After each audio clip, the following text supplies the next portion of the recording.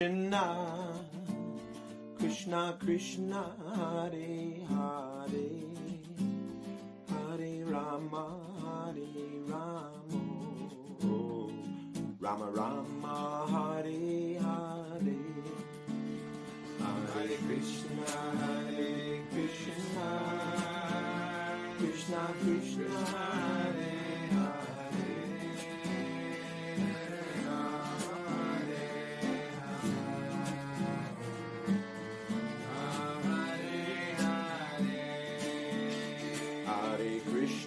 Hare Krishna, Krishna Krishna, Hare Hare, Hare Rama,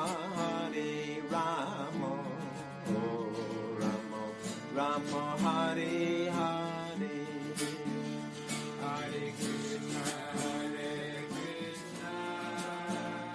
Krishna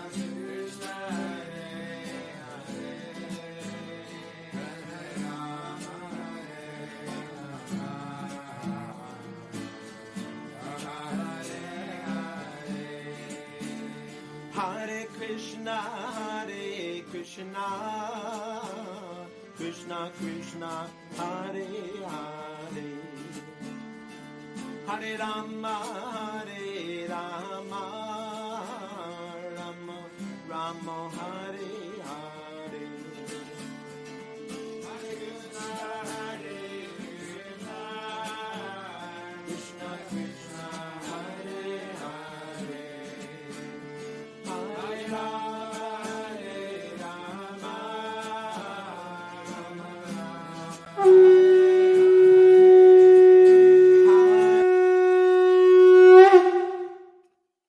Hare Krishna and welcome to the Vaishnava Voices podcast. My name is Sitapati Das. And my name is Dana Devi. Vaishnava Voices podcast is coming to you from a small rural town in the North Island of New Zealand, where we live on a lifestyle block of 5 acres with 4 cows, 24 chickens, and 2 cats. We also have a daughter, 15, who lives with us, and our son, 21, is starting his adult life in Australia. Lucky for some. You may be wondering where I'm from. I am from Peru. At home, we speak Spanish, and it's exciting to speak my own language. I learned to speak Spanish in 2001 to 2004 when I lived in Lima, Peru, doing service in the BBT and in ISKCON temples.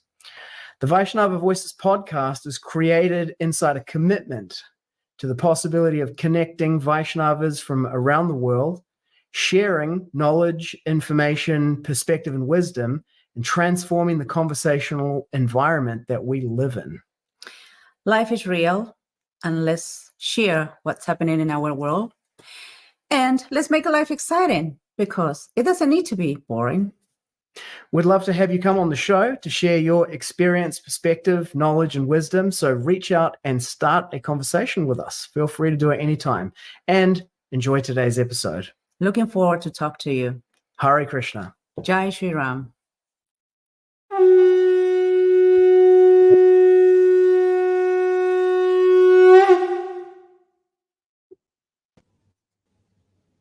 Hare Krishna. Welcome, the Saragrahis.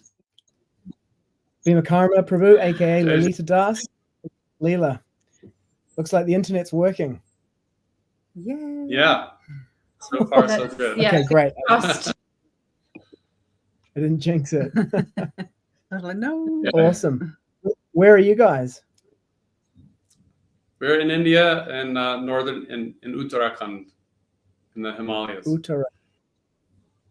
Yeah, Himalayas. Okay, so internet's a little bit patchy there. Yeah, it's great to have both of you on. Yeah, thanks for having us. Thanks for having us. It's an Yeah. honor. It's amazing. It's lovely meeting you. Yeah, lovely to meet you both as well. And we've been sort of, having some communication online, and yeah, now we're here. Finally made it. So So good. It looks like there's going to be one of those long distance lags, where it's kind of like you have to wait a couple of seconds to make Couple sure. seconds. Yeah. Okay, we'll make it work. We'll dance in the conversation. Yeah. Yes. Awkward pause. Before we answer it. Okay. So what do you guys want to talk about? Well, that's what we're we're wondering too. We're curious. I think my general understanding from what we were talking about before is just, you know, Krishna consciousness and relationships and marriage and varnashram and kind of like that broader circle. That's what I was understanding. So please tell me what you had in mind. The challenges and opportunities of the grhasta ashram in all of its roller coaster glory. Right. Yeah. You guys were like in different places, right? Bhima Karma, you were in India. Chaitanya-Lila, you were in London. We were trying to schedule the podcast and a crossover between India, New Zealand, and London. And then I think you were in the States, and then now you're both together in India. Yeah. Yeah, that's right. A bit of movement. Yeah. So do you guys normally live together in the same place, or how does it work for you guys? Yeah, we're based in England at the moment. But yes, Bhima Karma often comes to India. He was invited to Texas for some festival, so that's why he was in the States. So yeah, we are based in England, but he does travel to India sometimes to do mridanga stuff. Yeah, I've been loving that. So good. Yeah. Dr. Krishna Haldar. Yeah. I also stay in remote villages there with my maker. I have a couple of them and make mridangas by hand myself. And, you know, I'm always studying from my mridanga guru here and there as well. Also meeting different Sanskrit scholars. I'm in a long-term research into Natya Shastra foundations or Vedic foundations of Kirtan. Natya Shastra being the main Shastra that deals with the whole rasa vichar or theory of aesthetics. And actually, Rupa Goswami's Bhakti Rasamrita Sindhu is regarded for pretty much unanimously, as far as I've heard, as a rewrite or a reinterpreting of Natya Shastra, like a Krishna-centric version of Natya Shastra using the same terminology and so on. So, but anyways, Kirtan, has its foundations in dramatic performance and what is bhava, or my state of being, how that's being expressed to evoke a rasa or experience in the other. And in Kirtan, how's that dynamic working inside of the Kirtan, so that as modern Vaishnavas, right now, we all basically, no matter what our sampradaya, what our particular persuasions inside of being a Krishna bhakta, Kirtan's the one thing literally physically we can all happily, and enthusiastically come together to just glorify Sri Krishna. And so understanding the natural dynamics that will be producing a favorable environment for that to happen, for us to together in a sangha come together to do that. That's kind of like my particular interest, and my goal in life is to serve that. Yeah, I reposted one of your videos, the video of Dr. Hari Krishna Haldar, and my friend Muchakunda said, it's the name for me. A bit of a meme kind of thing. It's the name for me. Say that again, repeat that. Yeah, I reposted a video of Lalita Prabhu's. I'm just going to keep using different names so people don't know who I'm talking about when I'm referring to Bhima Karma. Sri Libertation. Mridanga Guru, and his name is Dr. Hari Krishna Haldar, if I've got it correct. And Muchakunda left a comment on there, and he said, "It's the name for me." His name. Dr. Hari Krishna. It doesn't. Yeah. And then someone else called him the Sai Baba of Kirtan, or the Sai Baba of Mridanga, because he's got like this massive I heard afro. Epic, man. Mhm. I love it. I'm loving it. And he's such a great player as well. Yeah, The whole yeah. style. But absolutely. he definitely exudes character. He has his own unique character and color, which is beautiful. Yeah. Yeah.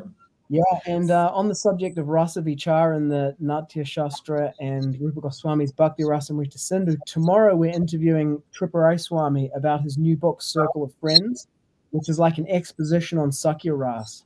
So he's like, it's like an extended commentary of like, you know, part of the ocean of nectar of devotion. Hey, I got a Yeah. question for you. How did you guys meet?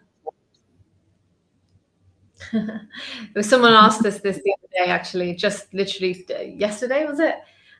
So we'll tell the story again. again. Yeah. Yeah, I mean, well, we both first met in Vrndavan when I was 18. I'm like almost 40 now, I don't mind saying. But when I was 18, I was going to do Bhakti Shastri in Mayapur. So I was sometime before that in Vrndavan, and then I went on to go to Mayapur.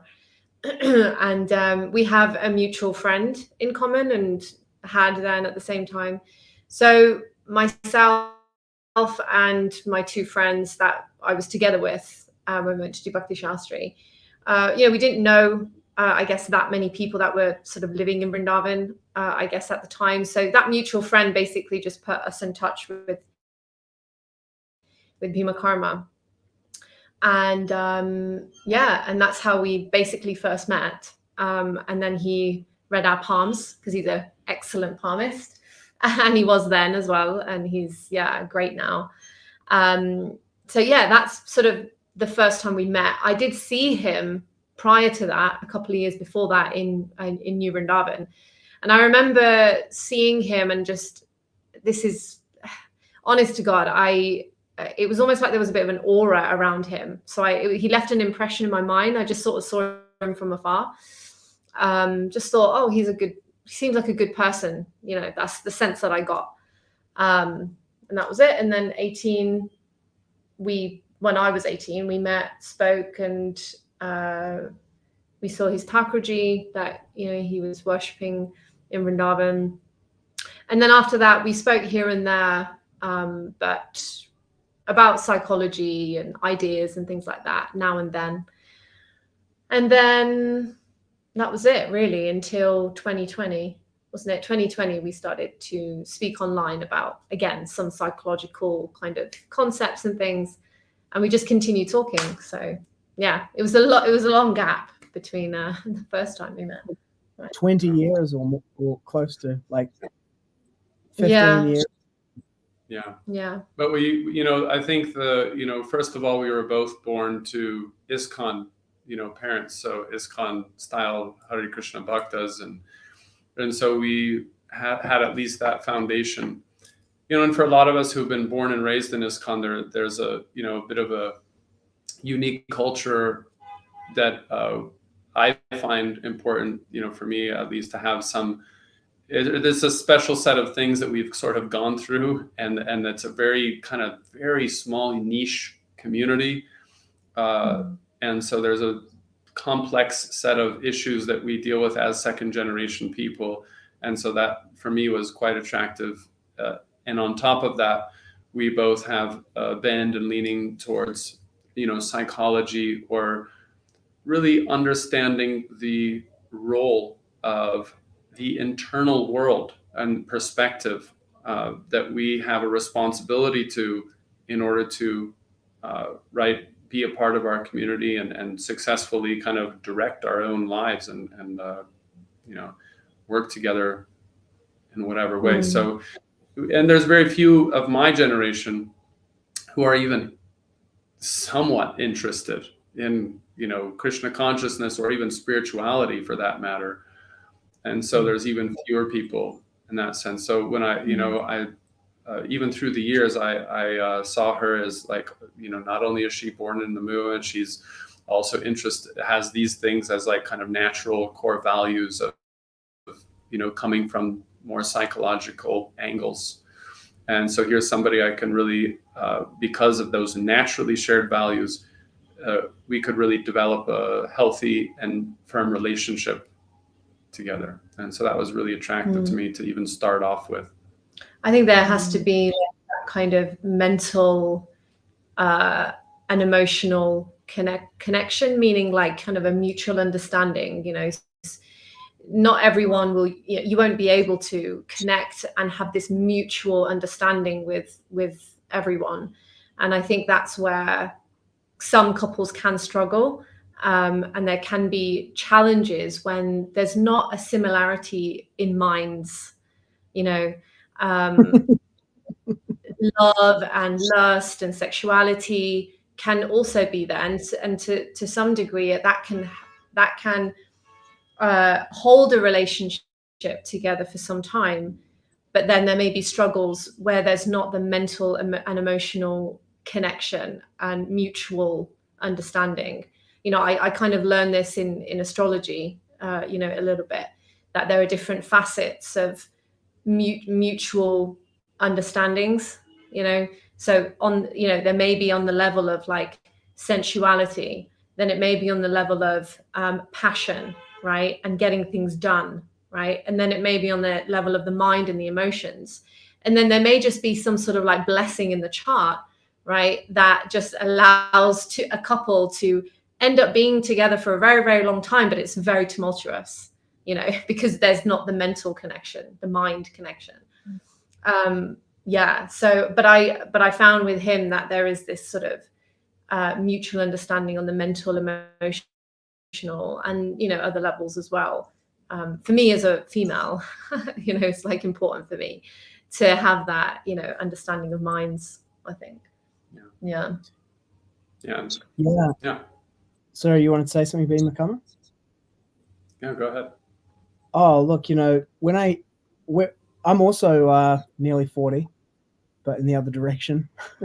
And we have 2 children, so, and they're, you know, they've grown up as devotees.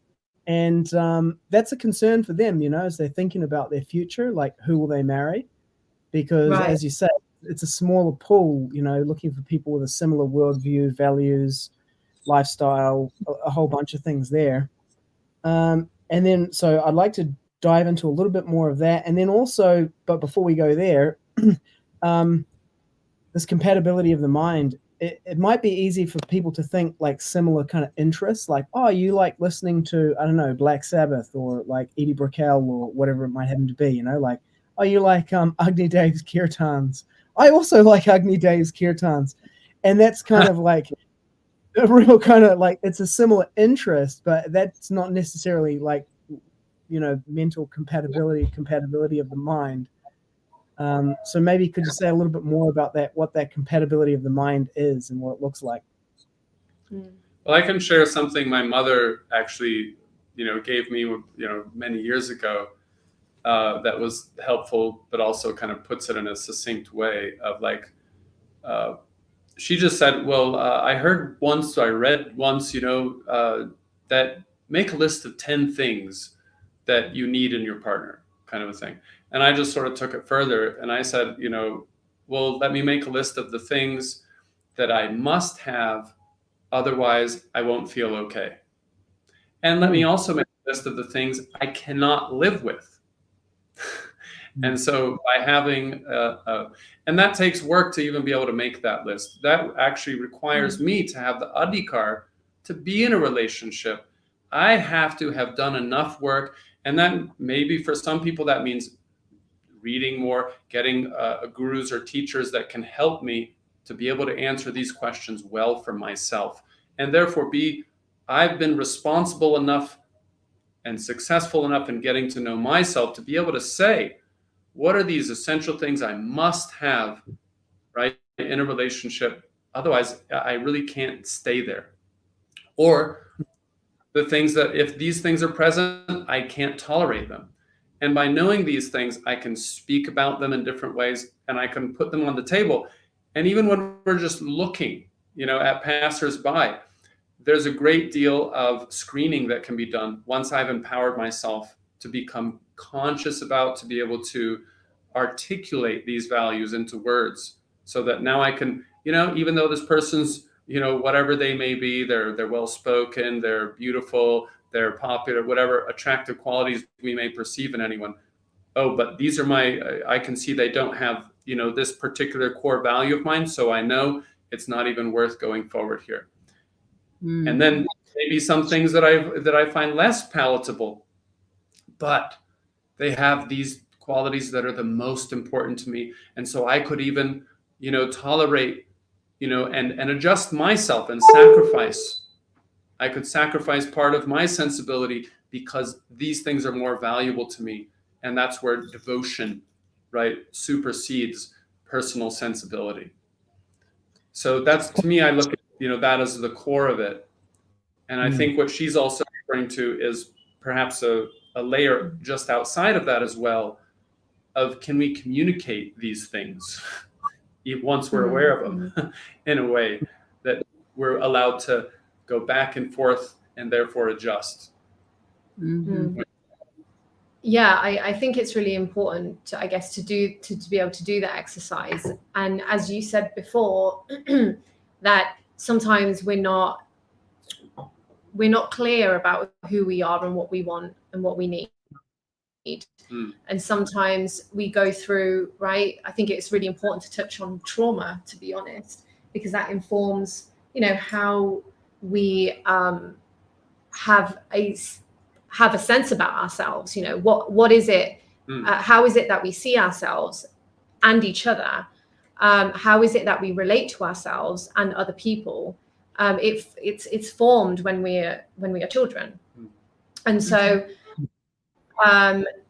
in order to do that work, it's easy. I think it's easier to do that when someone's had a good model, during childhood of and good teachings, right? Like from when we're young, what does it look like to have a healthy relationship? What does a person look like that knows these things about themselves? Yeah, exactly. Yeah. And that can leave that impression, right? In deep rooted in the psyche of a child. And then as you grow up, you have a strong sense about what is acceptable in a relationship and what's not acceptable in a relationship, what you want, what you desire, what you're looking for, all of those things. But if there's a disruption in the basic needs of a child, and that model isn't there, the child grows up into adulthood not knowing these things, not feeling safe, not trusting other people. And perhaps even if we want to know, it can be very difficult for us to, even when we ask the question, to perceive it and get the answer. Yeah.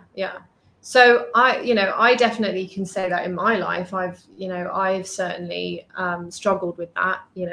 I think there's also an element of destiny, right? Karma. And, I've known from sort of like in my 20s that I was always going to marry late. And in my 20s, that was really heartbreaking because, it's sort of like for many women in their 20s, it's sort of like there is this pressure. And also, I would say in ISKCON, maybe in Indian families as well, there's a stronger pressure, right? An expectation. There's a societal judgment of you. I certainly, felt treated differently because I wasn't married in my ISKCON community, 100%. And people look at me differently when I do get married, when I did get married, I should say. And so, but there's a mix of everything. I think, what you have seen and the model that you've been provided with in childhood, then it's karma also. So all of those things kind of come together and make quite different life experiences for everybody. Well, yeah, my opinion is that even the the first thing that needs to be in place is an orientation, and my first goal that I'm responsible for. Who cares what my past was, right? Who cares what my, whatever you think of as my karma is? One way or another, I must know what my core values are. Not what they should be or what I've read in a book they're supposed to be, but what mine are. And then I can stand in my own personal sva dharma, right? My own religiosity, my own righteousness. I can be honest about where I stand. I can know what my rightful place in a group or in a conversation or in any community is. And from there, I can make rightful progress. And to me, what the most important thing is understanding that Bhagavan Sri Krishna is my only shelter. And my values are resting on that ashray or shelter, or inside of that ashray or shelter. And from there, that's kind of where the whole thing starts. And so I think that the huge challenge of our time is that what I perceive is in our whole little realm here, there's a very huge, what I call modernity cult or movement, which is, there's this famous shloka, Vyavasayatmika buddhi ekeha kurunandana bahushaka hinantascha buddhayor avyavasayanam. So the vyava, right, buddhi or avyavasayanam or vyavasayatmika, just the basic perception that whatever the mystery is of the big, the details about this big thing, it's central. There's one entity that all of this is, and all of this is centrally constructed around a singular, absolute, personal entity. And Krishna says that a person who simply has this vyavasyatmika buddhi, or this resolute intelligence, right? They see everything as nicely organized and central. But for what our modernity is doing to people is turning their backs to just this idea that Bhagavan, that there's a possessor of all of this. And so what we call in Pushti Marg, we call this Bahir Mukata, Bahir, back, Muk, face. We're turning our backs to the face. And Ta, when we say Bahir Mukata, I'm in a mood or a state of having my back turned. And so in that shloka, Bahushaka, I just see many branches going forever. And so many of us are faced with this world view that's promulgated on us, that's very confusing. It's instead of simple and clear. And so I think a lot of couples and people, what to speak of devotees, this is kind of the first challenge we have to face, is just being able to get into this, the basic ballpark, as we say, in English, that we're working inside of a world view that sees there's one absolute entity here, and everything we're living inside of the shelter. And that gives the basic sense of meaning and truth that we can now work together within. I think just following on from that, when you have that, everything falls in line perfectly, right? We've talked about this before, haven't we? Everything makes sense when you have Krishna in the center and you're facing Krishna. Everything makes sense. So, well, like Srila Prabhupada says, even if we don't call him Krishna, just God, Bhagavan, whatever, we got to start there. Sorry. Just that everything else makes sense from that perspective, in the sense that when it then comes to circling back to compatibility, choosing the right partner, having that mental mutual understanding, everything falls in place when we aim for those, what one would say, more mundane, right, and more material, although they're not, when you have this spiritual perspective. Everything can fall into place when we utilize Krishna's energy, right, to attain those things, or to situate ourselves, right, in a life circumstance that he remains the center. So, for example, to be sort of specific in my example, that when we are looking for a partner, that we utilize, right, Krishna, what Krishna has given to us. We utilize things like astrology, right? Understanding basic natures. Because otherwise we will be making decisions like, okay, you like Agnidev Prabhu's Kirtan and I like, Ayendra Prabhu's Kirtan and okay, so, whatever it could be, right? We base it on those external things. And it becomes complicated. It becomes completely complicated. Rather than that, we utilize what Krishna is providing to us, and we do the best that we can within that structure, right? I'm bringing up astrology again. It's just because like he's a palmist and he's helped couples using the science of Jyotish, and in that way, right, when we understand our basic nature, we can understand that, okay, this is something that's been gifted to me in this life, right? It's been gifted to me by God, by the Supreme, by Krishna. So this is the sphere that I have to work within. So then any kind of decisions from that we make based off of this higher understanding, these higher principles. And it all fits in together with Krishna because we understand this is his knowledge. These are the ways, this is what he's provided to us. Yeah, I don't know if that's anything. Yeah, and like look at the world right now, where we get our food and water, the language we speak, the big environment we're in, it's just almost wholly atheistic, and the societal structure that we have to navigate our relationship, it's just not made for this type of a relationship that is right centered on Sri Krishna or Bhagavan. It's not varnashram as we call it, looking for the varna or the color, right? The coloring of our subtle bodies to be, thought of as an important aspect. And, so we have a lot of struggles and opportunities really for all of us to develop our culture now. But it's going to be definitely in opposition, diametric opposition to right the current, modernism. So, anyways, yeah, we've talked a lot. Please. One thing that thoughts. Sure. When you were discussing about childhood trauma and how does it color your the psychology of the person or the child, as the person is growing to the adulthood and making decisions and being in connection with oneself and what the person wants. Like, Prabhu, you were saying that the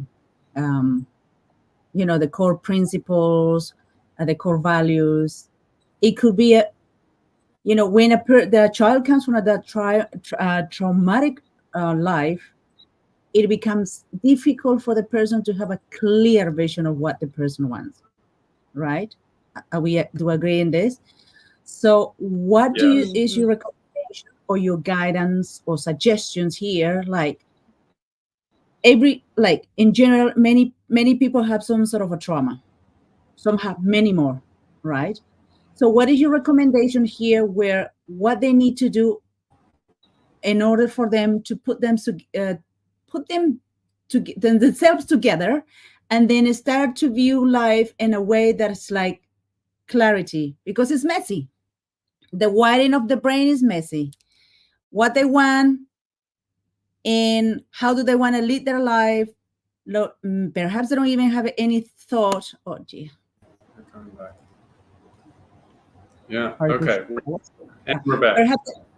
Yeah. So I think question really, and I would just basically kind of reiterate for me, the still until and unless I can answer those questions. What are the things I must have in my life that I can feel I can commit, to a relationship here, or right? And what are the things I can't live with? So until unless I can answer these questions, I will not even be able to entertain really a real discussion.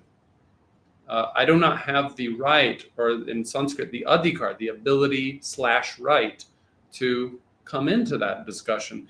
And so there may, like as Chaitanya-Lila was saying, there may be many pieces to attaining that fruit.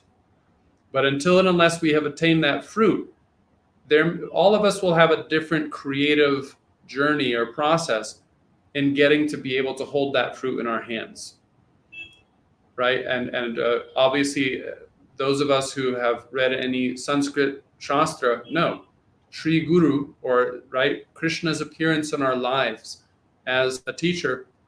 We need to seek out, right, a teacher, a guru, someone who is heavy in the type of knowledge we seek, and also who is dispensing it in a way that we're able to assimilate, to, right, get nourishment from. So that's what I have to say about that in a simple way. But that way, each person, we all are going to have a unique journey, but we all have to get our version of that fruit. Right. So like the question that she's presenting though is that if somebody experiences trauma, how does that color and I guess create obstacles Trauma within that? Well, for example, if someone's like someone who had climbed K2, the big, they call K2 one of the Himalayan mountains, which is the tallest peak and so on. And he was climbing it and he got caught in an avalanche, right? For days, he was stuck under the snow. He survives. And later on, he's describing, oh, this happened to me, but I survived and I came out fine, right? So this is a friend of mine who has shared this story with me. And so she's a fellow trauma therapist. And so she says to him, okay, just notice your body reactions when I say the word snow. Immediately his heartbeat raised up. There was mild trembling in his lips, right? So he clearly still had undigested experience. So anytime snow comes into the picture, there's going to be a loss of a calm, clear, as we would call sattvic state of being with which to approach something. So imagine if we were having a situation we're raised up with where intimacy between a man and a woman, or just sexuality, period. What happens when I say the word sex?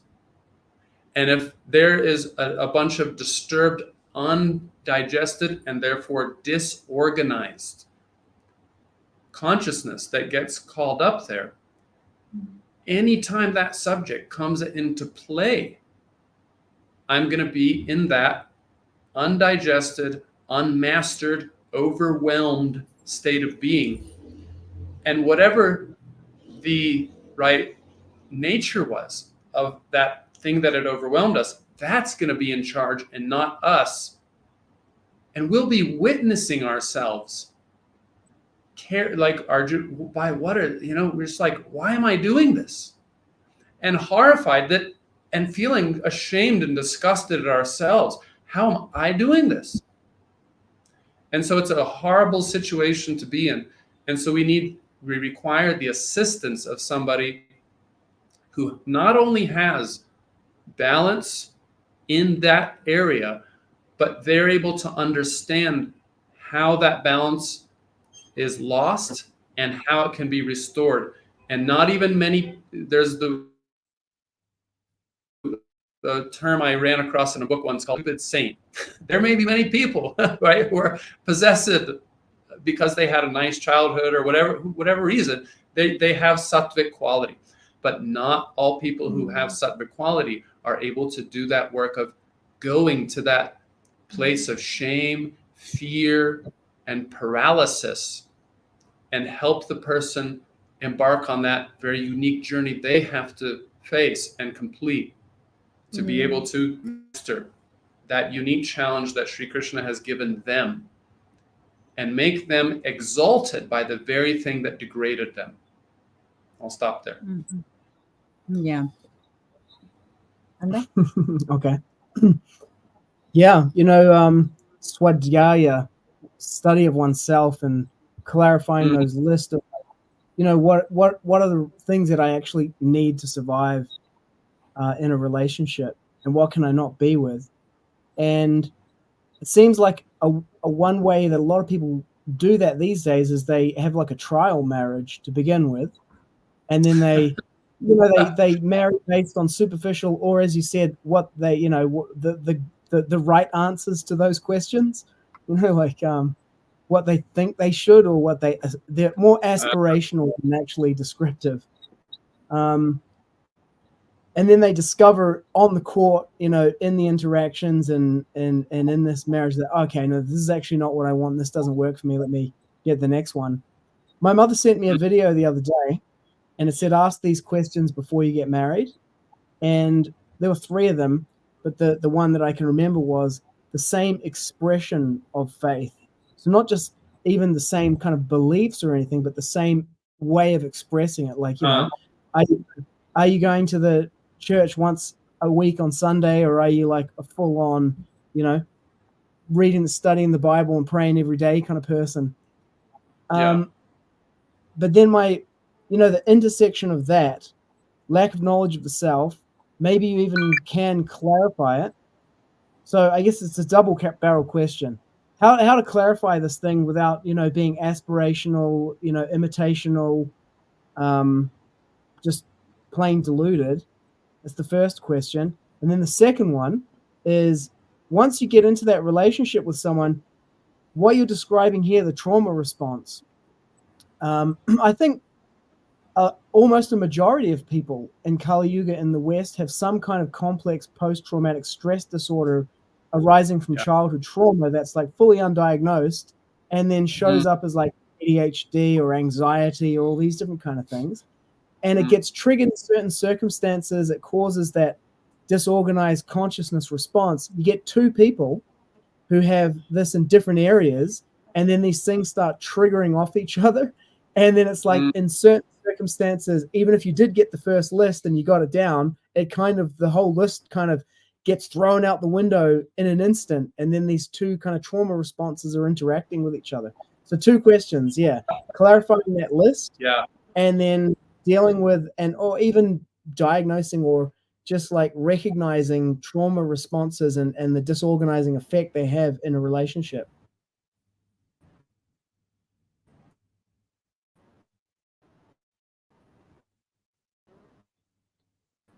Awkward silence. Internet, long distance. Let's go to the comments while we're waiting. From Alice again. Thanks for tuning in, Alice. If you got more questions or comments, pop them into the chat. Amen. Wow. Can you? Yes. It's kind of breaking up. Maybe try turning your camera off. Can I disable the camera from here? Nope. Yeah. It would be a good setting if I could disable the camera from here. Uttarakhand. Uttara meaning like distant. Oh, look. Great. Okay. Let's get rid of this is the fun of being in India. Oh gosh. Okay. Shall we continue with that question, or did you have some comments? No, that was it. I just wanted to drop those 2 questions. Maybe you define for people, like, so if anybody is out there listening, how can I know if I am dealing with some trauma that I need to address in my relationship? So, I mean, I'll first just sort of explain that both Bhima Karma and I work as trauma therapists in different ways. So I studied and trained as a psychotherapist, and then I specialized in trauma. And I use different modalities, really, ways of working with generally therapy, but also trauma. So I use something called EMDR and hypnotherapy. So that's kind of like, my trauma work. And Bhima Karma trained in what's called SE therapy, which is somatic experience therapy. So the common theme of all these mechanisms of dealing with trauma is working with the felt state in the body. So as he was explaining, what reaction, what response do you get when you are in a particular environment, or when you see a particular person, or you hear a certain word. There's a certain state that rises, and that would be sometimes that's the sort of traumatic triggered response, right? People commonly use this word, right? Triggered. So that's essentially what is happening when somebody experiences something that is life-threatening or shocking to their system, their nervous system. That memory that they've experienced in that moment is unprocessed, as you were saying, undigested, right? And so those core memories, and memories meaning the visual memory of it, but also the felt sense in the body, right? The fear, the anxiety, the whatever it is. So that essentially gets suppressed within the body on an unconscious level. It stays there. And then when there's a triggering environment, an argument with your partner, we're talking about relationships in this context, something else is being recalled, and one is responding from something that happened 20, 30 years ago, or when you were 5 years old. That emotion is actually coming up, right? Rather than the thing that's in front of you. Sometimes that happens. So somebody's responses and reactions are greater in that moment than they probably would be if you didn't have that experience in the past. So many of us, as you said, pretty much everyone maybe has gone through maybe small traumas or large traumas. And so we all have our particular sensitivities and particular pain points. And it's very difficult to navigate in a relationship, because not only do you have two minds, two desires, two senses of the world to kind of balance, but then you've got, painful stuff that's being just at any moment, at any time, is just sparking up, and it's just bubbling up to the surface or exploding into the in front of your face, and it's very difficult to navigate. So there are many sort of tools and things that I do with my clients to help them first deal with the trauma that they've experienced. And that's when you were talking about going to somebody who's skilled in dealing with shame, fear, embarrassment, hurt, and helping you to really acknowledge, right, the felt sense, the trauma in the body, and recovering from that. It's a very sort of short way of saying something that's actually a very long process. Through the course of trauma healing, it can get tough before it gets better, right?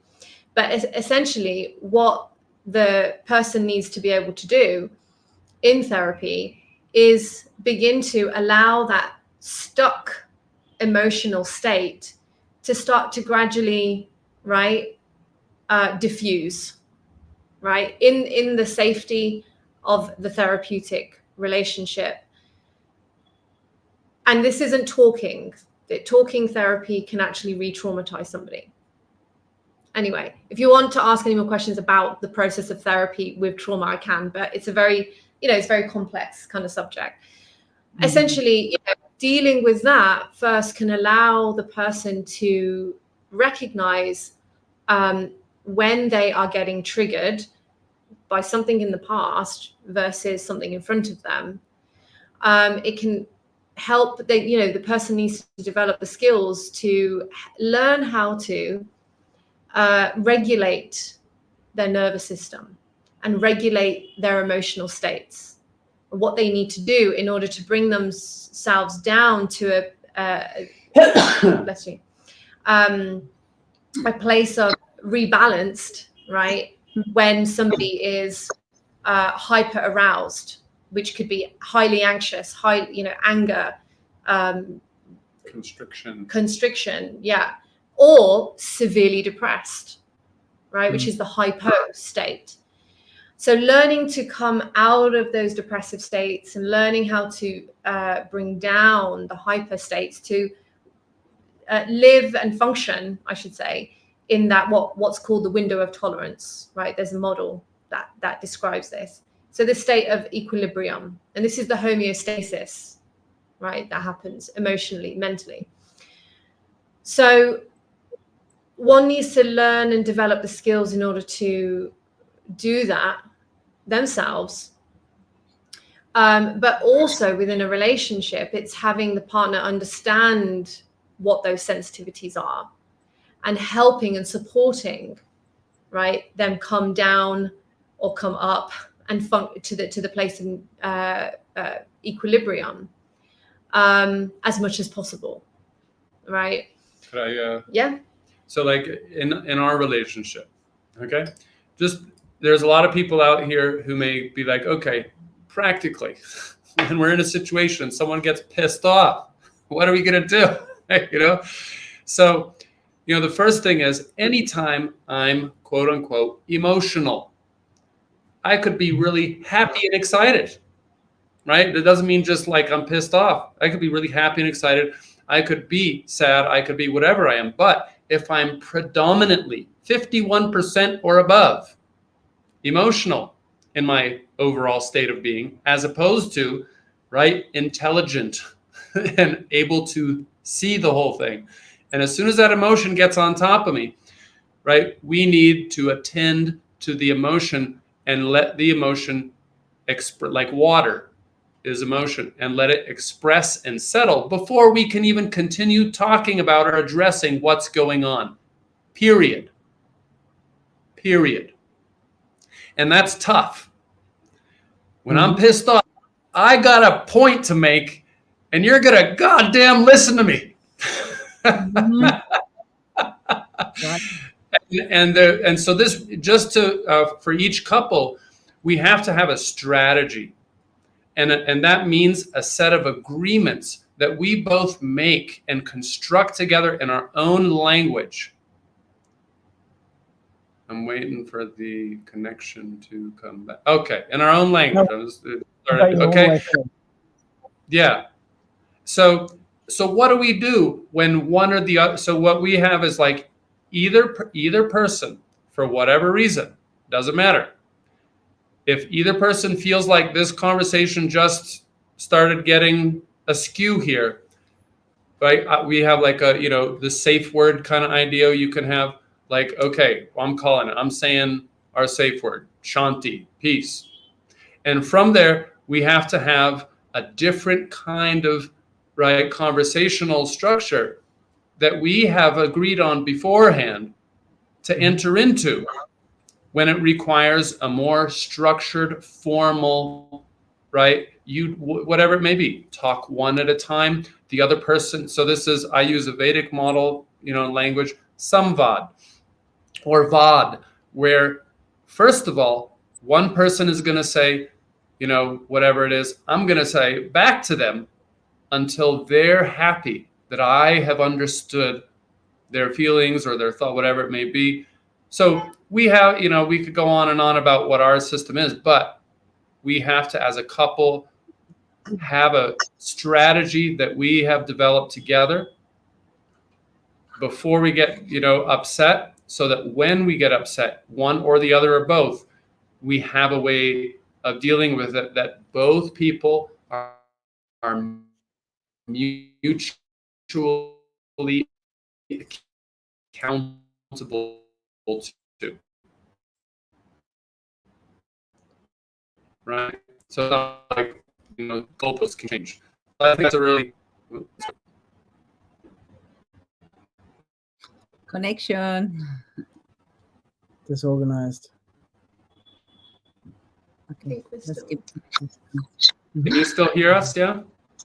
Yeah, and now yes. So last thing I heard was maybe try turning your camera off and let's see if that helps. Oh no, they're gonna pop up with another one. Yeah. That's with the camera off, I think. Can you hear us? Okay. Okay, Yeah, we that's can better. hear you. Yeah, that's way better. Yeah, that's cool. Okay. Yeah, last thing I heard was, I mean, construct a conversational structure that you can appeal to or invoke that you're both mutually accountable to. And you do that in advance. Yeah. Yeah. And we have call in it. So like, you know, if either person is feeling upset, unsafe, whatever, boom, we go into that model. Mm-hmm. Yeah. It's like, you know, amber alert or red alert. Yeah. And so we don't try to act like everything's okay and still keep trying to have a conversation in a normal way when it's just not normal anymore. Mm-hmm. Yeah. I know. Kind of putting fuel in the fire. Yeah. And so, like, I think the underlying thing here that's not normal in our society is that we don't tend to, we're not trained and educated as a society to recognize our state of being or our state of consciousness as the most important fundamental thing here. And I think, you know, we could say a lot of technical things and models and terms, but to become aware of our state of being as the most important thing here. And then we'll by just looking at that over time and starting to become aware and notice my state of being, the other person's state of being, we'll start to really become careful and sensitive and include that, if not prioritize that as the most important thing going on here, being communicated. Mm-hmm. And all of us can imagine many adjustments and implications that will come out of that alone. Like Srila Prabhupada had a beautiful saying, right? Consciousness first, then Krishna consciousness. Mm-hmm. Yes. Mm-hmm. Yeah. I notice for myself something I've been discovering.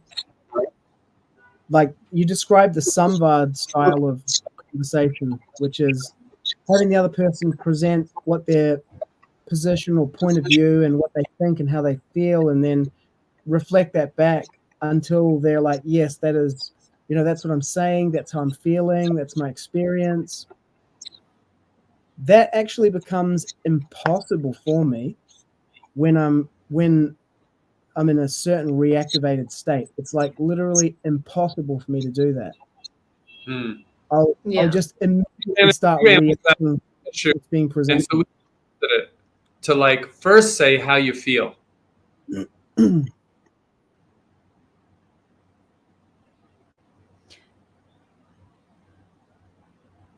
that a question to me? Yeah. Can you hear us? Yeah. Yeah. So Bhima Karma said yes, that and that's going to happen to many of us, and even with us.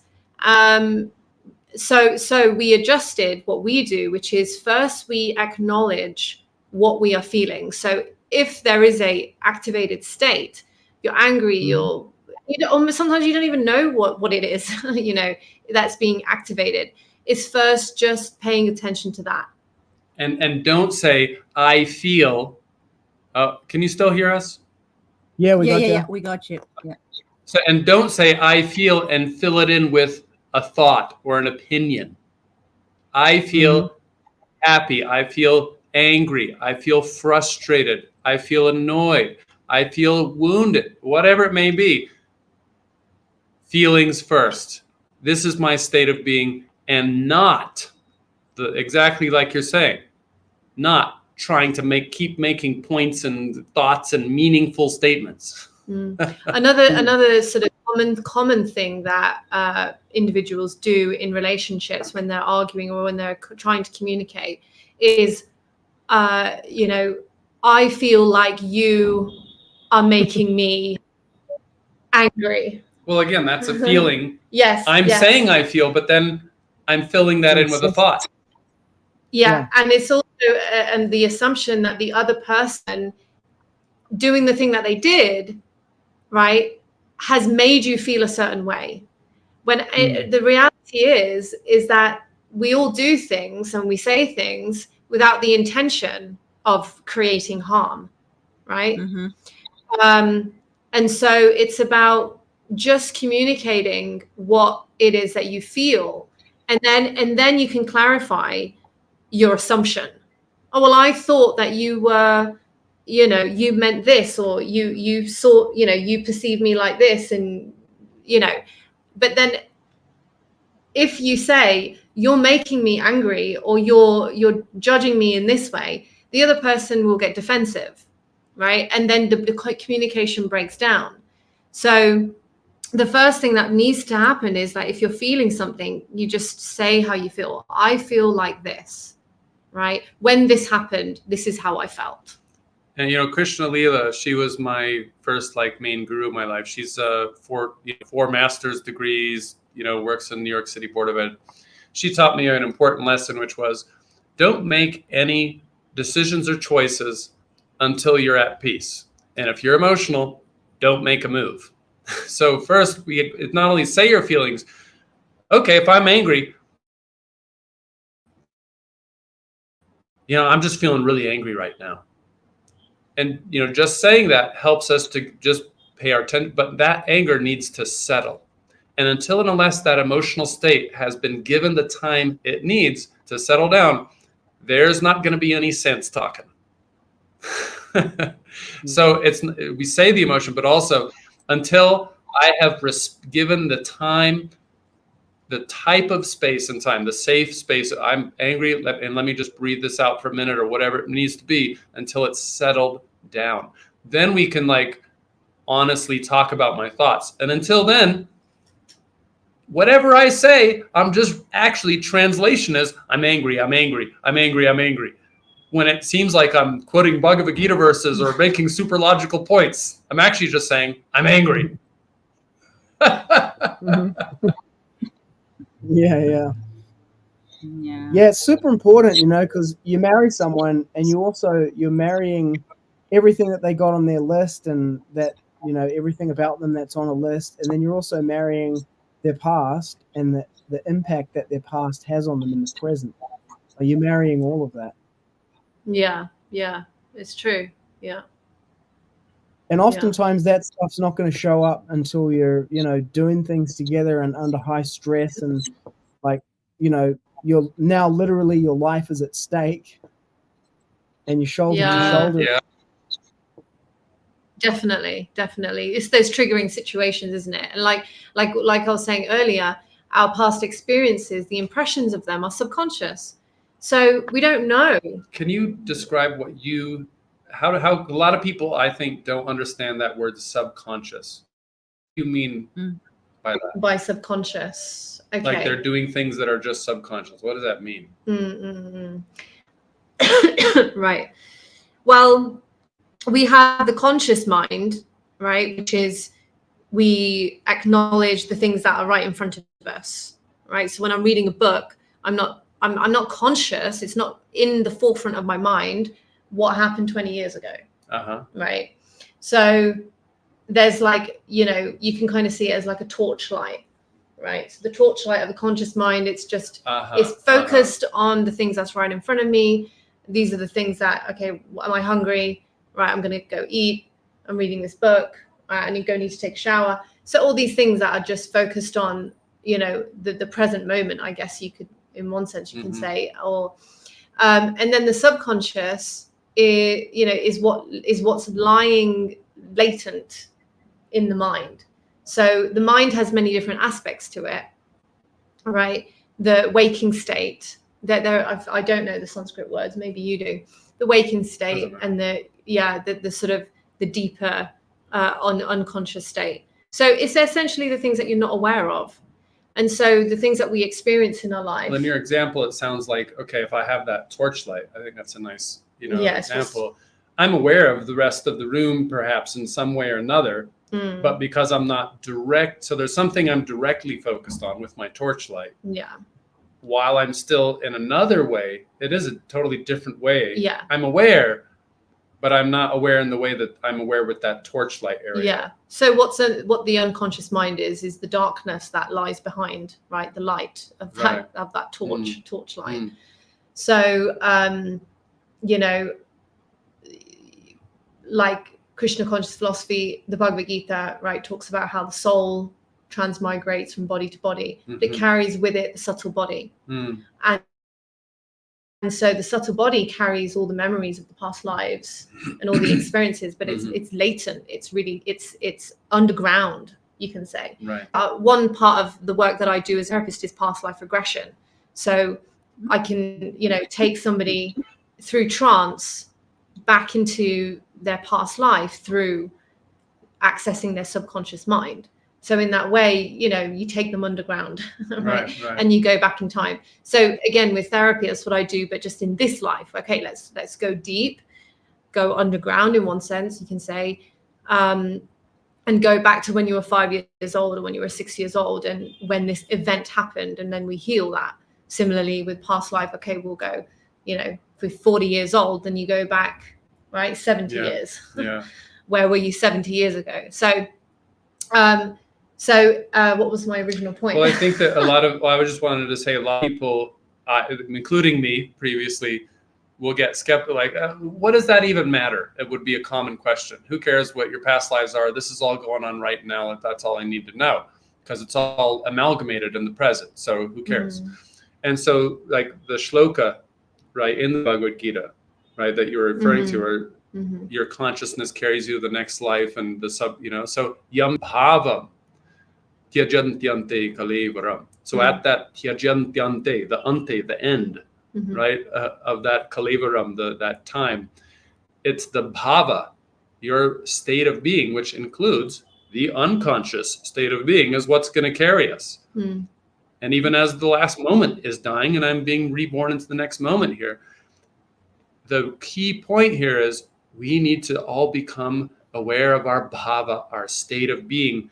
And when she helps us take a more pervasive look at our state of being with conscious and subconscious, we start gaining the important principle, right, skills and consciousness and so on that we need to navigate our way forward. And if we're unconscious of our unconscious, we're not yet done with the ABCs, right? Like Prabhupada says, consciousness first, then Krishna consciousness. Yeah. And so, it's possible to do even by yourself, like turning that torchlight inwards, right? And becoming conscious of what's unconscious. And I can't remember the question that was asked, why we're talking about the unconscious, but I think we were talking about what gets triggered, right? And how do we kind of navigate through that? But as a therapist, what we do is we help the person to pay attention to themselves. We help them turn inwards. So if in that moment that you are feeling triggered and you cannot, you don't know what's going on or what you're saying or what you're reacting from, is that you go, take a moment to step back, just reflect, turn inwards. Okay, what's really going on here? What am I really feeling? Is it something that honestly is something that's happened right in front of me in this relationship, in this circumstance? Or am I really just actually feeling very insecure because, I feel like I'm 7 years old again. I feel like I'm 10 years old when my, parents slap me across the face in public. Whatever it is, your mind has the ability to give you the answers when you just pay attention to it. When you talk about the body and then the mind having access to that, it takes me back to the trauma therapy, where your body knows exactly what kind of trauma is stored, and your brain, your mind knows about it, and it goes straight to where in the body is stored, and then we can get it out of your system. And one of the things that when we're discussing about being conscious about working with people, and in Krishna consciousness, obviously, there is this, I heard it a lot in the conversations of some of the Hare Krishnas that I've been involved with. It's like, when the person start like voicing what they're going through. It's like, oh, don't worry about it. It's your karma. Keep chanting. It will take care of it. I was like, or get off the mental platform, Prabhu. yeah. So, and then one thing that is very important here that I 108% agree is, if you don't have any training of how the trauma works, it's better for you to not to even say, oh, the Krishna says this or Krishna says that. It is just the human makeup that people are carrying a lot of things from past lives to this lifetime, and they need to deal with that. And how do we help them to deal with that? Because that invalidates the experience of the person, invalidates, or basically it blocks for that person to have more access to what they're dealing, how to deal with it, with that, and have the access to the support that this person is looking for. Can I just add something there? Yeah. You know, when you said carrying from the past life, just to bring back a point that both Chaitanya-Lila and Bhima Karma made, it's beginning of the 15th chapter, I think. It says the subtle body carries the conceptions of life from one body to the next as the air carries aromas. So where the subtle body is carrying these conceptions from past lives, including your past life as a 5-year-old in this body. Because the 5-year-old body's gone, the 5-year-old mind is gone, but the experience of being slapped in the face in public by your parents and being shocked and embarrassed by that, the subtle impression of that is carried into this, you know, nearly 40-year-old body and is impacting you in the present. Beautiful point. Exactly. And 100%. that's something that I think we need to emphasize in this. I will just put it in these religious groups. Hare Krishna, especially.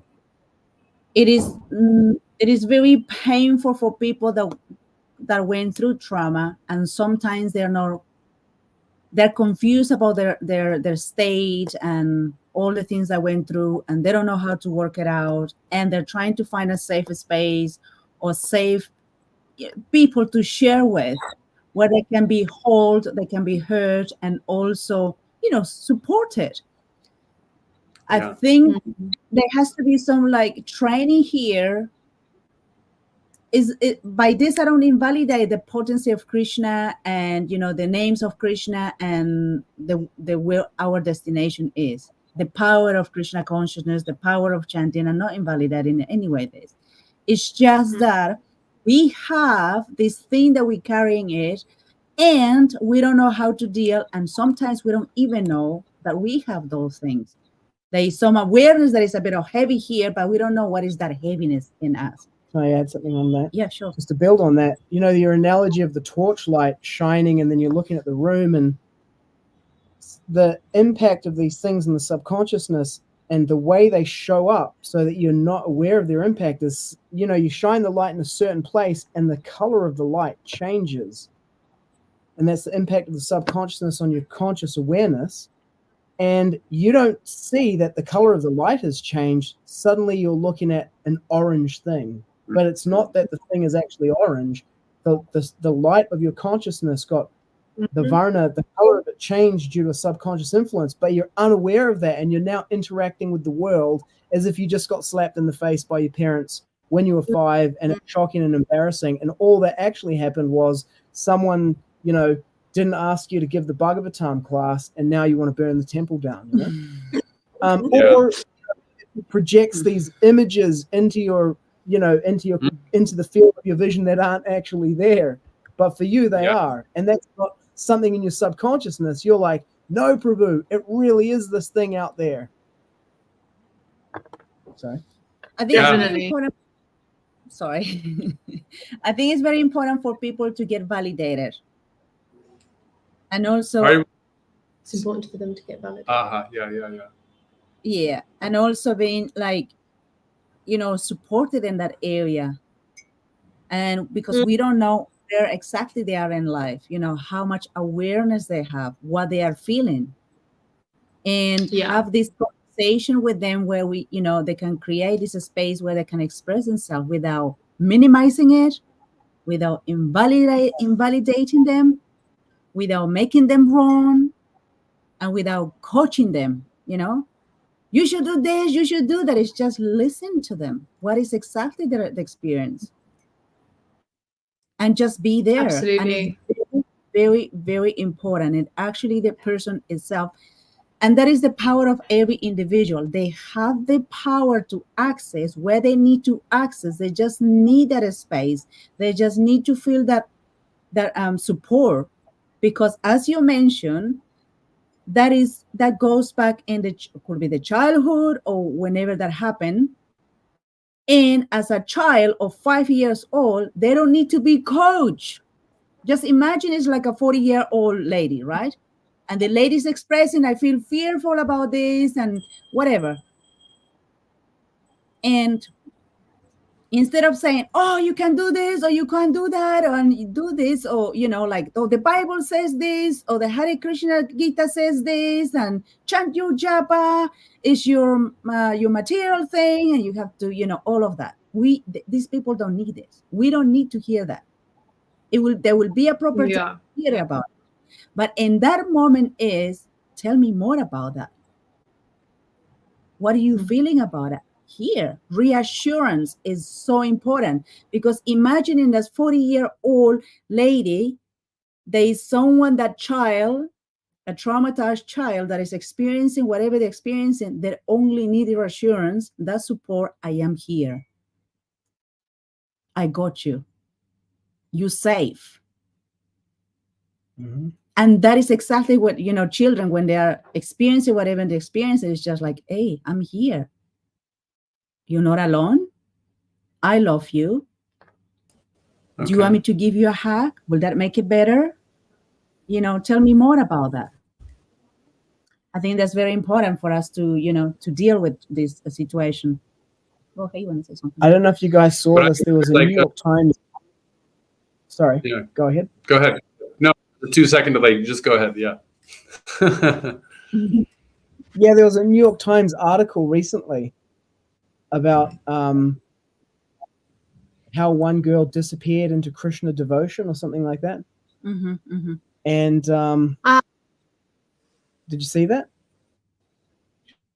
I haven't read that yet. Did you read that? No. I haven't read it yet, but I saw the article. Send us a link later, yeah. Yeah, I will. So yeah, she joined in New Zealand. She was from the States. And then she went back to the States and went into an ashram, I think in Philadelphia, the Mantra Lounge. Mm-hmm. And I was unclear about how this became like a story in the New York Times, but it had Krishna's name in it 26 times. It was a banger. But at the end of it, the ashram leader was banned from holding any leadership positions in ISKCON for a year. And the ISKCON sannyasi in charge of that preaching center was ordered to undergo education about trauma. Wow. Yeah. So yeah, it was kind of like this was a person who had been traumatized, and the case they were making was that they were kind of taken advantage of, in the sense that this person, this lady, she was unable to make informed decisions or good decisions because of this trauma, and that they had taken advantage of her. That seemed to be and then she'd become further kind of traumatized from her participation. That seemed to be the thrust of the article. Mm. Can I ask in what way she was saying that she was taken advantage of? Well, she was unable to. She collected money selling books on the street and gave all of her money to the ashram, and she had to use her own money to buy her toiletries. Which to me, I was like, well, she wasn't kidnapped, she was forced to do it. I mean, that was a voluntary choice.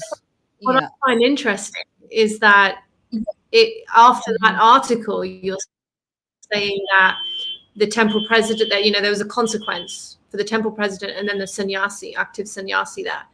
but look at the number of things that have happened within our movement to our own, birthed ISKCON children, and no such sort of like training and like compulsory. Okay, yeah, we have had CPO cases. No consequences. Yeah, no consequences, no immediate consequences. Let's just say that for sure. I mean, you have to go through a whole CPO battle in order for some consequence to be meted out, right?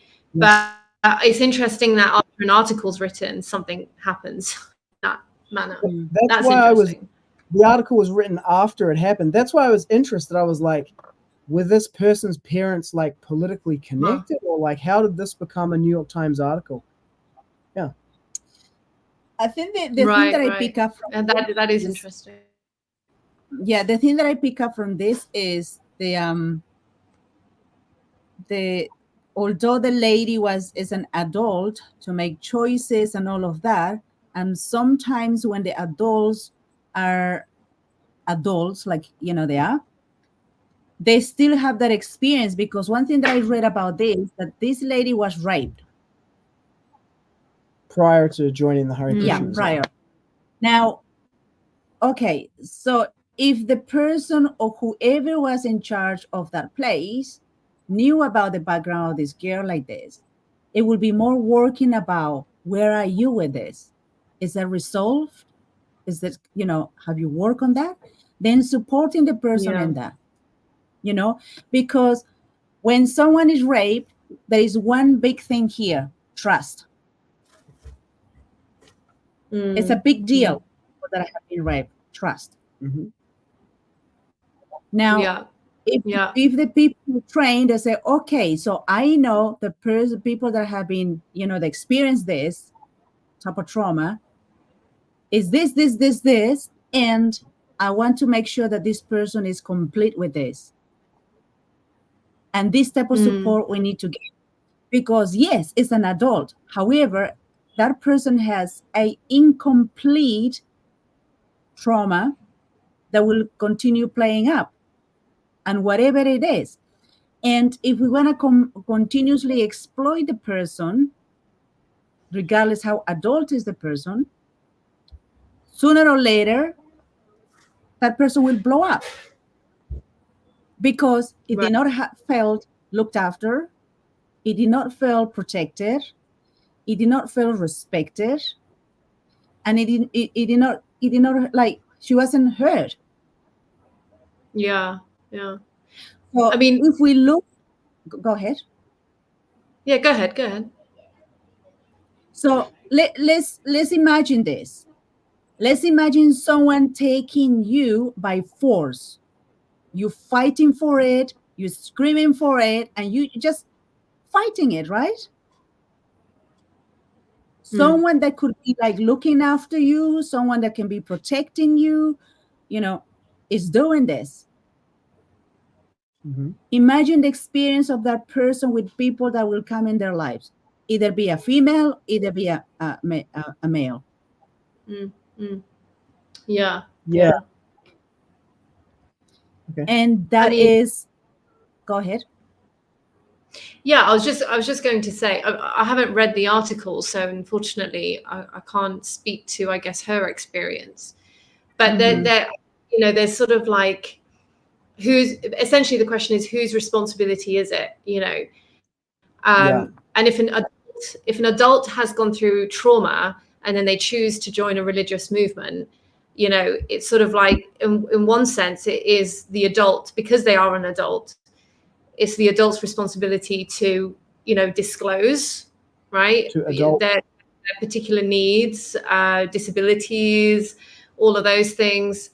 But then it's also, one could say, it's the responsibility of the spiritual movement or the religion to make sure that they are vetting out, right, the people that they are bringing into the temple, that they're not just seen as, okay, Jai, Haribol, chant Hare Krishna and go out and sell books without the regard, So I don't know the details of this particular situation, and I don't know whether she, what the circumstance was. But, no, like, we all can't also walk around assuming that we have to, like, okay, everyone's traumatized, so I have to tiptoe around, and we can't all live like that at the same time. Yeah. But if somebody, then there's a different point that you're making. Leftism alert. Yeah. There's a bit of a left. Warning. Yeah. Right. And we can't live like that. Right. It's not realistic. It's practical. It's not fair also. But the other point that you began making was about, when a devotee, right, has gone through something, they share it, they say it, this happened to me. And then someone just says, oh, just chant, just chant Hare Krishna, or it's your karma, it's your karma, right? How damaging that is, right? Like you said, Dana, it's so invalidating. It's so dismissive. It's just supplanting, like one's basic human needs, with some sort of spiritual bypassing, isn't it? Essentially, okay, just chant and everything will be okay. And you have to actually think, I question, what is the consciousness of that devotee who says that as a response, right? How psychologically blocked do you have to be, right, to have that type of response? And I go back to, what's the culture that such people are being educated within, that brings these types of very unconscious, ignorant attitudes that just has us, it's just your karma and so on and so on. I'm saying we are not like in our culture educating our sensibility to consciousness. And there's such a huge layer missing from, Krishna consciousness culture internationally, to really not just hold on to philosophy and meaning and words, but instead to cultivate our personal qualification and to become deep in our consciousness. Yeah. It's a completely different subject matter. We get up, we see around the world spitting out philosophy on Vyasa-sans and quoting shlokas, but we don't see that, let me stand with this person and wash off this counter and let them start to become aware of the consciousness with which they're doing it, and assist them to start becoming aware of here's what I mean when I say material consciousness. Here's what I mean when I say spiritual consciousness experientially. And there's not a fostering and a people who are like, let me show you directly and personally what consciousness is, and let's start exploring and becoming aware of our conscious state, of other people's conscious states. All of these will at once, these issues can be faced, and will develop a culture, not just with, recognizing someone who is, because of their, previous history of rape, unable to make healthy choices for themselves. But such a pervasive host of issues can be addressed by people who are educated consciously, not just philosophically. Yeah. So there's a huge orientation shift that needs to. Here you touch a really, really good point about, the type of consciousness of these people, because philosophical way. into orientation back. It's cutting off. Yeah, we're hearing you again. Okay, now I can hear you better. Yes. Yeah. One thing, what I was saying is, when you were touching about the type of consciousness of these people, it takes me back to all of these children in Mayapur, I think, mostly Mayapur, that have been molested or raped, and how many of these people, young people, committed suicide, not even as a young, but as an adult. And if their experience of life could have been looked after, nurtured, they could have been in a different space, rather than just very artificially, saying, oh yeah, you okay, and trying to look like we're supporting them. This is a point that Bhima Karma brought up, or maybe Chaitanya-Lila previously, which is there's people coming into the movement who are coming in with trauma. And a lot of people, that's a lot of people. They come in because here's this thing that says you can transcend the material body, including the subtle body. Chanting Hare Krishna will dissolve. It's like chant Hare Krishna, be happy and transcend everything. So it promises, to the person who's looking at it, like a solution to that, a way of getting away from it. And that's very attractive to people. And so lots of people come in traumatized. But then there's another layer, which is, like PTSD is intergenerational, because people who have that disorganized neural wiring, they operate in such a way that they cause the disorganization of the brains and the wiring of the brains of the children. So it's actually heritable, but it's not necessarily genetically heritable, although it might be, but it's inheritable through the environment. And so you have a lot of people join the movement and then created this traumatized second generation from birth. And then there's a whole big thing about, there really is no, why has there been no call for the trauma education to deal with that issue prior to this, which I think was the point you made, Chaitanya-Lila. Mm-hmm. Yeah, I'm actually hearing many points, it's sort of like, they're very important points, all of them. I mean, we're talking about, first of all, I'm hearing, right, the culture, right, that's created in ISKCON, that that is sort of devoid of this personal consideration, right, and that like being more philosophical rather than being, what was the word you said? Conscious, right, consciousness orientated. And then we're talking about like child abuse, right, and those experiences, and then we're talking about leaders or just people in ISKCON that have joined that have trauma, and then they come in, right, and raise children, or they teach children, and so there's many different points here. And I mean, I just wanted to say one thing, which was about the culture, and I think it maybe encapsulates all of these points in some degree, which is the culture of the movement is, we have to remember, it's like a highly like preaching culture, right? So hence why you get many people just saying, oh, just chant, because I know the answer, right? We all know the answer. We've read Prabhupada's books, right? The answer is just chant Hare Krishna. So with this preaching mood, we just preach at each other, right? And so that, and that's what's so invalidating. So it's like this image came in my mind when we were just talking about this, which is like, with the head is cut off from the body, right? Mm-hmm. If you know Rahu and Ketu, right, which the two demons that were Swabhanu was, his head was cut off, right, at the time of the churning of the milk ocean. So he became Rahu and Ketu, right? Ketu is a body without a head, and Rahu is a head without the body. And when the two come together, this is when the Kundalini awakening happens, when one's consciousness is actually opened.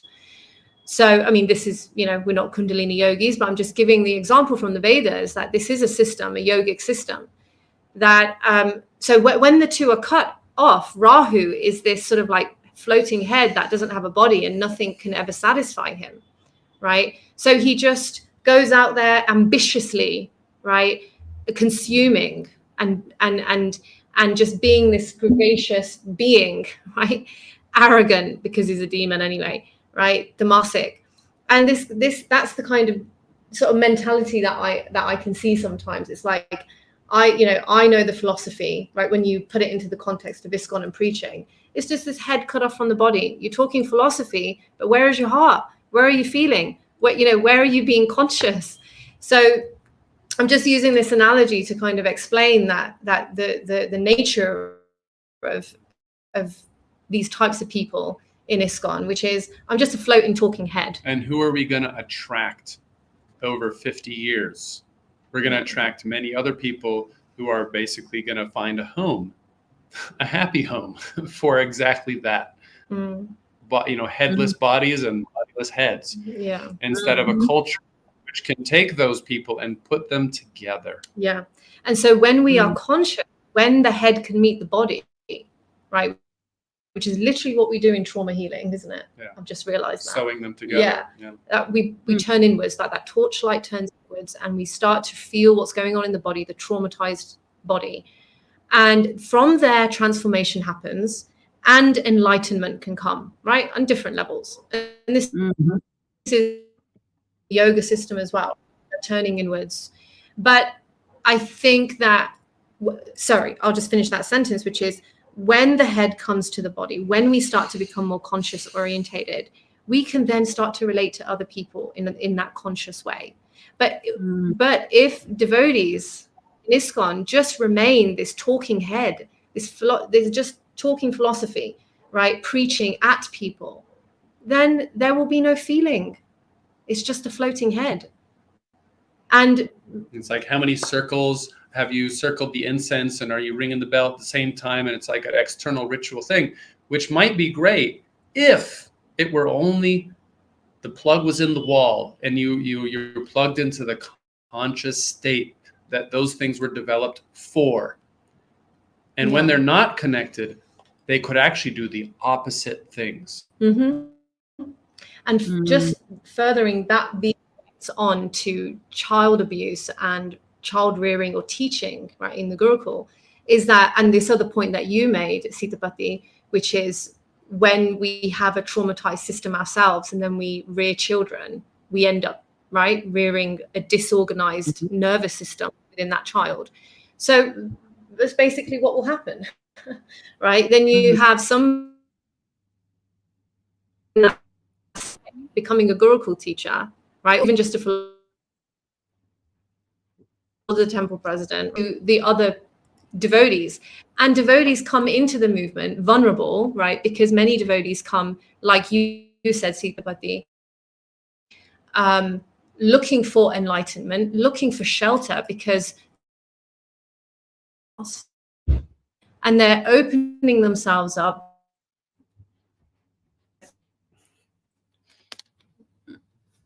It's cutting off.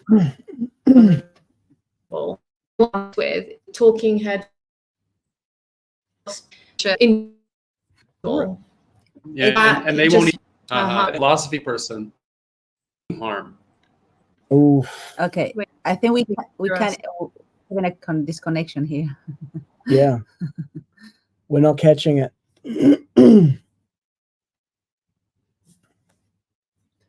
Maybe even complete disconnection. Rahu and Ketu. I didn't know that Ketu is the body of Rahu. Okay, good. Yeah. Sorry, what was the last thing you heard? We have people coming into the movement, looking for enlightenment, looking for shelter, trying to escape their kind of like life that's not working in ways that they don't understand. And then they become a temple president or teaching in the Gurukul or... Yeah, essentially that was my final point, that, they come into the movement and then they are met with somebody who is like a floating head, right? Because they are traumatized. They are not connected with their own system, their personal way of being, like you were saying, Sitapati. And then it creates, right? You don't have a good model in front of you of someone who is grounded in philosophy, grounded in themselves, and is on a path of deep enlightenment in some cases. Well, I would say our maybe we should draw, our conversation to some conclusion. My conclusion, just for myself in life, for myself and others, is we must each individually, as opposed to looking for any institution or any quote unquote leaders or people in positions, we must all individually become the answer or the solution. And so for some of us, that will mean not accepting leaders who do not embody these principles. And for some of us, it will mean becoming leaders who embody these principles. For some of us, it will mean becoming researchers who seek to understand things in this way and contribute, right? And so we all can play different roles, but all of us as individuals must take personal responsibility first, in my opinion, as opposed to looking to anything or anyone else. And then we can contribute in our own unique way. But I really think it's urgent message to anyone listening, to myself first, I'm saying, I must stop contributing to the movement of the separation of the head and the body there, as we've been talking, and instead right now start doing my best as I can right now, offering my breaths, my words, my daily behaviors and routines as a movement, a Krishna consciousness movement towards, embodied consciousness connected with the beautiful, amazing philosophy of Sri Krishna as we have available in Bhagavad Gita, Srimad Bhagavat, and so many. And, I can just add one thing, which is I can say, as being Bhima Karma's wife, that these are not just words that he says. He went through the worst horrific types of trauma, Gurukul abuse, father being murdered by the leader of the, cult movement there in West Virginia. And he's gone through so many years of dealing with his own trauma, gone through so much in between. And I can really say that he lives this, the way he sort of helps us, come back together when there's conflict, and helping me to recognize what's actually I'm feeling, and I try and do the same for him. But I can honestly say that he lives this. Such a privilege having a husband that is, there for you. And I think the beauty of the Krishna consciousness, we have access to all of that. It just need the people to be connected to themselves and cure. Would I say cure? I don't know if it's a proper word here, or resolve what happened in their past, complete that, and be an exemplary example, I would say, to direct new people or whoever comes on the way. Anything more? Yeah. I think on the court, what I'm taking away from this is to put in place a conversational structure in advance that we can invoke during upset or disagreement, and it's fell on the floor. To interrupt that, the escalating, when we can detect the escalating tension or the escalating responses, to interrupt it and have that conversational structure available to us. I think that'd be valuable for us. For anyone, because as far as I am aware, everyone has a reactive behavior in some area. I was going to say for everyone, area, but then I was like, I'll just talk for myself. Some area. Some people, the reactive thing, they get really angry. Some people, they become sort of frustrated or depressed, or just they shut down. Avoidant, what is it? Avoidant and detached. Attached? No, there's those attachment styles. Anyway, that's a whole other thing. So there is anxious or avoidant. Anxious. So there is one way or another how that is expressed in every single person, and being aware of that is the started, and then how do we work with that? It's another one. Yeah, exactly. Because you marry the person who's on the list that you made, unless it's a completely arranged marriage. But then, even then, it's meant to be other people checking that stuff out. But you marry all of their past and the impact of their past in the present, and you marry all of that. And so having that conversational structure in there, when the person starts to things just suddenly go really weird, it's kind of after a while you sort of pick it up, in certain combinations of circumstances, this massive kind of flare up happens. That's kind of discontinuous, or because it's correlated with impulses and reactions and impressions from the past, it causes reactions and actions in the present that are disproportionate to what's actually happening there. And so having a conversational structure that you can invoke, stop the action, and then like bring the fire down, they'll make a real difference. Yeah, Well, agreed. Yeah. You know, like the beauty of thing that I'm like, while we're talking now, the beauty of thing that I see in relationships, because doesn't matter how compatible you are in mind, there's always, you know, you will face this. absolutely. Absolutely. Yeah, it's just the nature of thing. I'm sorry, you know, like one thing that I've been thinking a lot is like, oh, you have to be compatible in this and that. Is like, oh my gosh, can we actually be compatible? Because females, we have a different brains, and the way our brain is wired up, and our emotions and our hormones is like, my gosh, I'm dealing with all of this. Males, they have their own pathway to deal with things, so it's just like naturally we incompatible, and then how we work with that is another story, right? And in the Krishna consciousness, one thing that I heard is the divorce rate is so high. And another thing that I heard is like, I think it's in Mayapur, there is more like single moms with children. And there's this thing of like, so where did it go wrong? Well, I'm going to pull something from the Bible time here, Okay, go commentary. The divorce rate in the world is high, and it would look like it was higher in a religious society where people kind of like are forced to get married. Whereas like mostly people get together, but they don't even get married, so they don't count as divorces. But relationship breakups are massive everywhere right now, all over the Western world. Yeah. But the thing that I'm looking at is like, if we are such a beautiful religion, which it is true, you know, Krishna consciousness is beautiful. It allows us to see more than we can see, and experience more than can experience, right? Okay, and then like, how do we become that spiritual group where we actually have this amazing group where we enhance our marriage? Yeah, well, this is a great start, you know, and thank you for being on the podcast today. And I acknowledge the two of you together for being an example. Maybe you can come back on camera if it's possible for this last part here, just so we can see you and to say goodbye.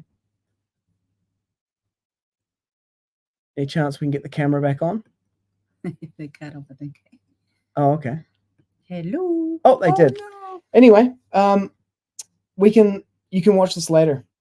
This is for Bhima Karma and Chaitanya-Lila. I acknowledge both of you for being an example of that kind of head connected to the body, the integration of like feeling and thinking, and an example of the integration also of masculine and feminine, male and female together, and Krishna conscious. Yeah, and I think that's the Krishna conscious, right? Where we work together. Oh, hang on, they're back. I thought they were going to. No problem. Connection is tricky. Dodgy, yeah. I don't know if we'll be able to get you guys on camera for the last part here. I just wanted to acknowledge both of you. Yay! Yeah, look, I acknowledge the two of you together for being an example of the integration of the head and the body, the mind and the heart, brain and the heart, the masculine and the feminine, the male and the female together, and Krishna conscious. And you know, it's a bright future for the society.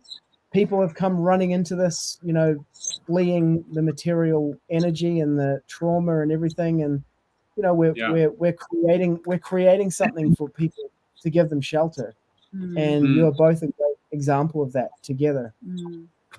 Yeah, it's trying.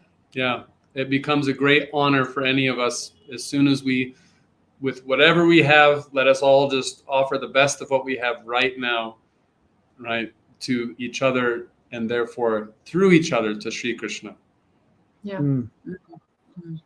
And thank you for your contribution to us. You know, this conversational structure that can be invoked in situations of upset and disagreement, extremely powerful and just very practical. Thank you so much. Right. Thank you so much for having us again. Thank you. All the best. Thanks for coming. Hare Krishna. Thank you. Hari. Then, Hare Krishna. todavía no.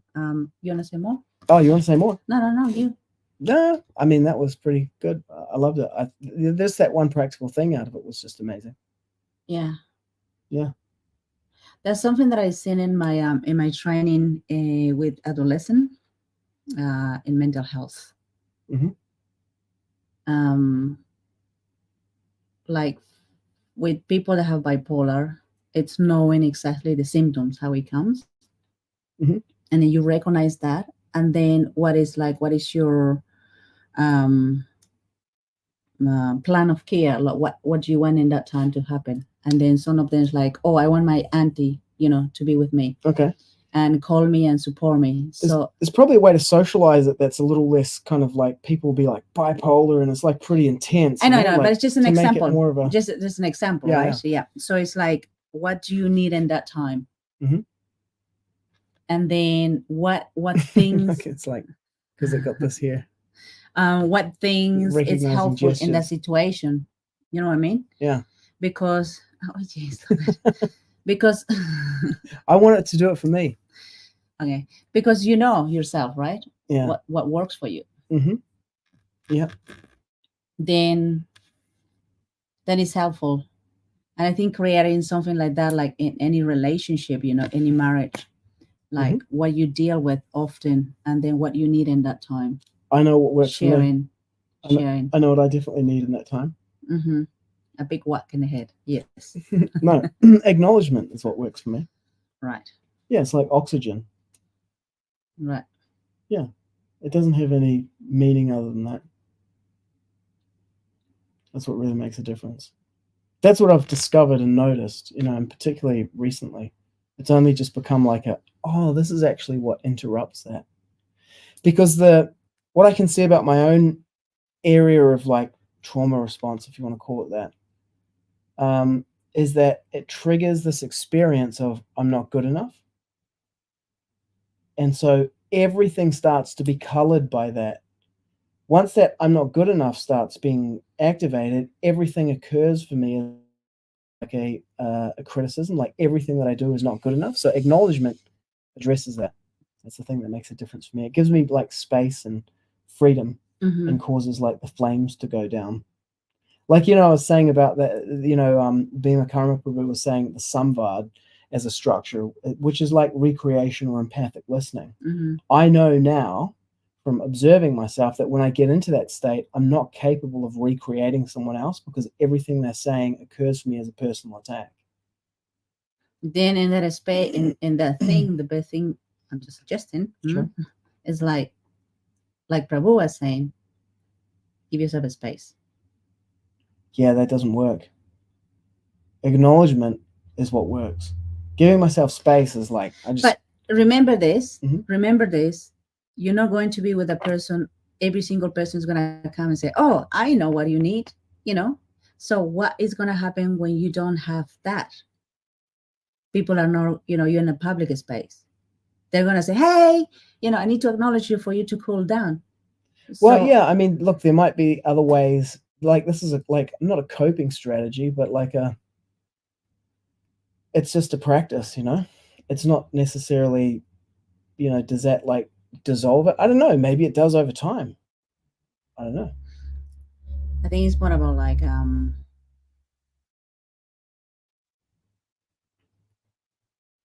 giving yourself a space to cool down. Okay, but that's what you think. But I'm telling you. No, I'm just I'm saying. But that this is for many people because not everyone is like you. So for people that are out there, like what works for you, and I know for me, when I'm angry, I just need a space. Okay, so that works for you. I've been saying that for trillions of years. Yeah. Space, and then just reassurance, like for example, Prabhu was saying, if you're angry, what do you need now? When I'm angry, it's like, hey, you're angry. Like, yeah, I am. What do you want me to do?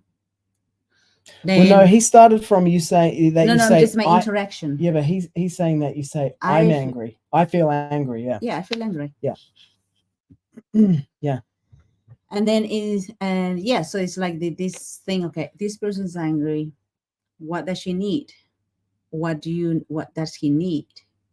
Mhm. It's not about what you think he or she needs. It's more about what the person, him or herself, Yeah, needs. this points to what he said in the Mm. beginning about the swadhyaya, you know, like understanding yourself. It's like Mhm. understanding like what your values are, what you need, and then also understanding these aspects of yourself. Like when you're in this reactivated, triggered state, what is it? Yeah, what are the things that you need in there? Yeah. And I think that opens a lot of conversation for couples, right? To sit down, it's like, okay, so this is something that it comes up often. Like, can we talk more about that? Mhm. Like, well, not when they're angry, of course, because they don't want to talk about it. Mhm. Mhm. It's more when they are like in a happy state, and it's something, a muscle that hasn't been developed. Well, there's not much of I don't know. Maybe there is a conversation about this kind of thing, but I haven't heard. Maybe there is, and I've been ignoring it. I don't know. Yeah. So what I'm trying to say is, like, in a time when like the couple is calmer or happier, and say, let's talk about this. What exactly happens, for you and for me or whatever. And it's like, okay, what do you need in that time? So creating the plan of care for the person, Mhm. and then coming to we may tripped over, we may not do it in the first time, and it's just be patient with that, be kind, because it's a muscle we haven't developed.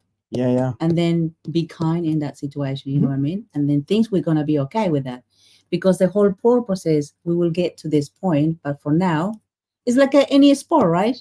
You wanna be a bodybuilder competition. You don't go just like, I have the muscles, to win the thing. Mhm. You have to work really hard in that. You do. Yeah, so it's basically something similar, right? Mhm. And I think that working in a couple is more joyful and can be adventurous, because there's two people involved in that with the same, with the goal of getting there. I don't know. What do you think? It's arduous for you? No. Could it be fun? No, of course. It's a fun, loving adventure. Mhm. And, the couples communication course that we did with Atmananda Prabhu and Bhakti Marga, Mother Bhakti Marga, one thing I reflecting on all of this here is that that was missing this part of it, which is because I remember after we did it, and then since then I've been reflecting on it, being like, well, it wasn't really effective, but it actually is, but it wasn't necessarily effective in those kind of situations. When you're in like a reactivated state.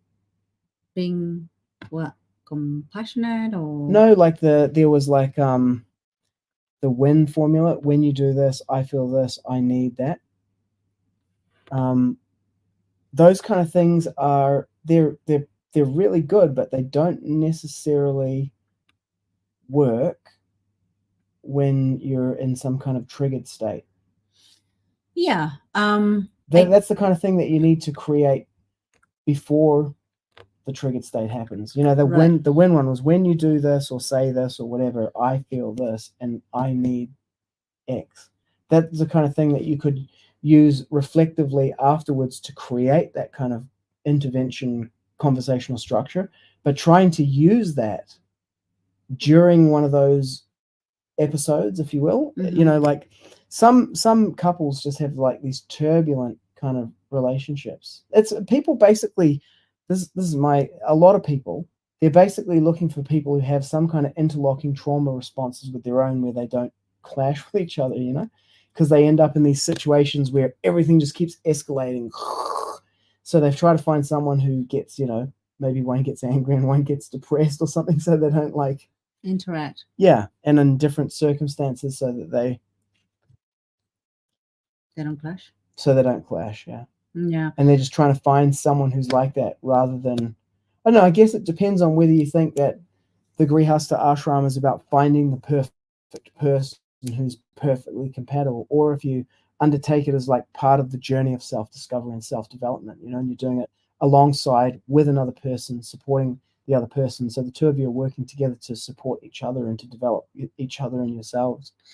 Yeah, I guess that he's not going to be a perfect person. Or the person that you have is perfect. Yeah, except that it's just the situation that it's clashing. Yeah. Yeah. So, you were saying something about like, okay, maybe one person is this one and the other person is depressed, so they don't clash. It's like, okay, it will be a clash there because you want support and all of that when you are triggered. The depressed person, it's kind of like a more of passion here, right? And the other one is more of I don't know what you call it. Tamas, where Mode of ignorance. Mode of ignorance, where the person is like, I'm in mode of I'm depressed, Well, and I don't want anyone to talk to me, so they go completely like, hiding. They're actually both pretty much the same, but one is externally directed, and one's internally. They're both influenced by tamas and by it's a fire, but one's internally directed. Yeah. So, but do you see there's also a clash in there? Like you're full passion and the other one is full like inwardly. Yeah. And then if you're full passion, it's like, wow, what's going on? Yeah, what's that? The person's like, oh my gosh, I just want to kill myself now. You know what I mean? Like, get out. And if the person is like, but you're not doing anything. There's always a clash. Yeah. There's always a clash. So I think the beautiful thing about Prabhu is just like, talk about it. Mm-hmm. Everything can be resolved in communication. Yeah, and I think that is quite is a very, very practical advice. And sooner or later you will get there, but it just requires like we put it in place, and then if we fail to do that, continue like, okay, this happens. Be compassionate, with compassion. With yourself and with others, yeah. Okay, let's get them back on sometime. But I'm communicating now that I'd like to go and have dinner. Oh yeah, me too. Yeah. Okay, thanks for tuning in, especially if you made it this far. Let's roll the outro credits. There's one more person watching. Yay! Hare Krishna, Krishna Krishna, Hare Hare, Hare Rama, Rama Rama, Hare Hare. Hare Krishna, Krishna Krishna, Hare Hare,